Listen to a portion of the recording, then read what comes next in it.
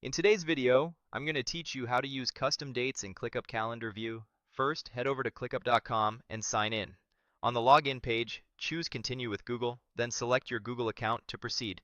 If you normally sign in another way, just log in as you usually do. The process we're about to follow will be exactly the same once you're in. After logging in, open the workspace you want to work in so you can see your list of tasks. We're going to create a custom date field that we can later display on the calendar. On your task list, look to the right side of your columns and click the plus icon to add a new field. In the field picker, start typing date into the search bar. Click the date field type when it appears. You'll be prompted to name this new custom date. Give it a clear, specific title, like Publish Date, so everyone on your team instantly understands its purpose.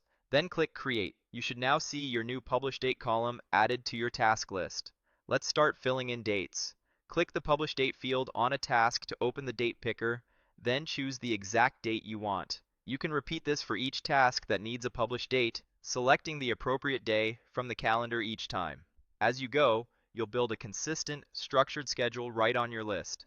Next, switch to the calendar view. With the calendar open, click Customize to adjust what the calendar displays. Choose More options, then Open Task Dates. Here, select your custom published date as the date source for the calendar. This tells ClickUp to plot tasks on the calendar based on the custom date you just created rather than the default due date or any other field. Once that's set, you'll immediately see your tasks appear on the calendar on their assigned published dates. This makes it easy to visualize your timeline, identify gaps or conflicts, and coordinate across your team. If something shifts, just return to the task list or open the task from the calendar and update the publish date. The calendar will refresh automatically to reflect the change. And that's it. You created a custom date field, populated it across your tasks, and configured the calendar to display it.